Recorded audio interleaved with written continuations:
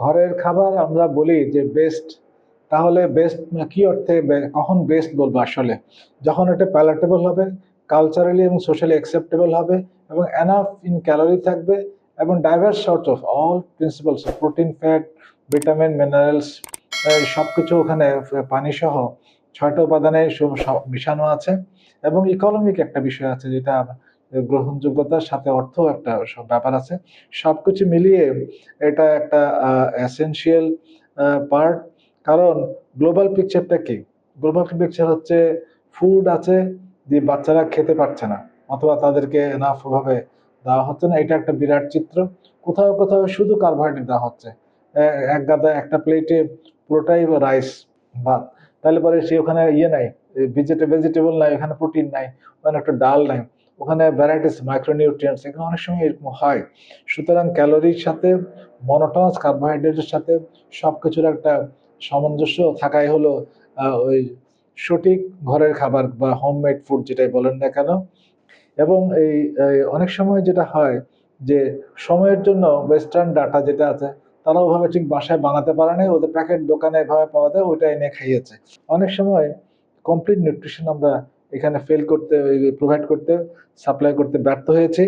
তাই এখানে ওই খাবারটাতে একটা প্লেটের মধ্যে ছোট ছোট, অনেক দেশে একটা প্লেট বা থালি বলে, ওইখানে কি আছে, অনেকগুলো খুব খুব খুব করা আছে। ওখানে একটা রাইসের জায়গা আছে, একটা ডালের জায়গা আছে, একটা সবজির জায়গা আছে, একটুখানি মিট ফিশের জায়গা আছে, একটুখানি ইয়োগার্ট বা দই আছে, সবকিছুকে একটুখানি ইয়ে সালাদ আছে, সবকিছু মিশিয়ে অল্প করে খাওয়াটাই হলো বেস্ট ঘরের খাবার।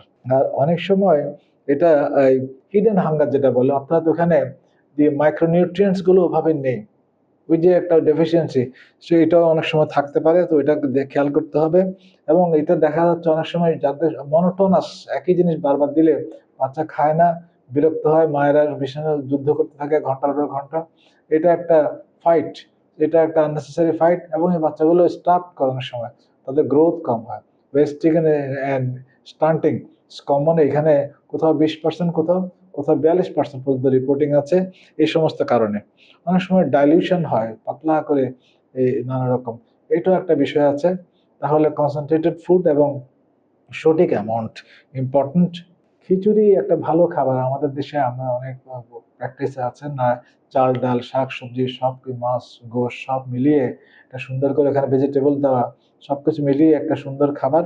পাশাপাশি হালুয়া, চিকেন, কুক চিকেন যেটা বলি, এই যে আমরা ইয়ে দেখেছি, ম্যাশড ফ্রুটস দেখেছি, হোমমেড আরো নানা রকম খাবার আছে, যেমন মোহনভোগ আমরা বিভিন্ন সময় দেখেছি, এগুলো কালচারালি আমাদের এখানে অ্যাকসেপ্টেবল। এগুলো অনেকেই এক চাউমিন পছন্দ করে একটুখানি, এবং ফ্ল্যাটেন রাইস, অর্থাৎ মুড়ি, চিরা, কলা, দই, বিভিন্ন রকম ছোট ছোট ছোট ছোট করে চিকেন স্ট্রিপও আছে, সাপ্লাই আছে, এটা বাসায় বানানো যায়। সো বাচ্চা কি খেতে চায়, ওর ইন্টারেস্টটা দেখে এগুলো বিভিন্ন রকম ডাইভার্স সর্ট অফ ফুড, প্রতিদিন এক জিনিস দিবেন না, অল্প অল্প করে দিবেন, সব রকমের মিশিয়ে দিবেন।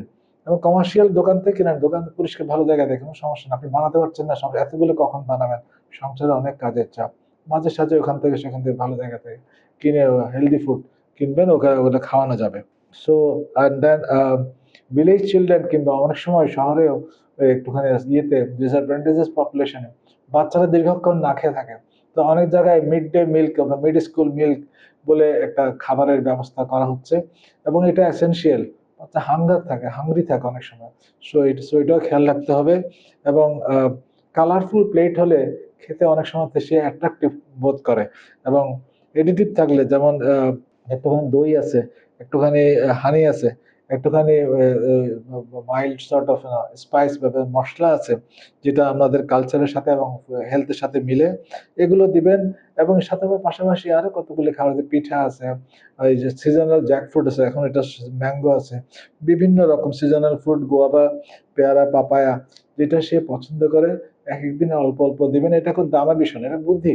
এই খরচটুকু করলে বাচ্চার স্টান্টিং ওয়েস্টিং হবে না, স্কুল পারফরমেন্স ভালো হবে, ব্রেইন গ্রোথ ভালো হবে, এবং আলটিমেটলি সে বেটার আউটকাম হবে from the school, from the health point of ভিউতে।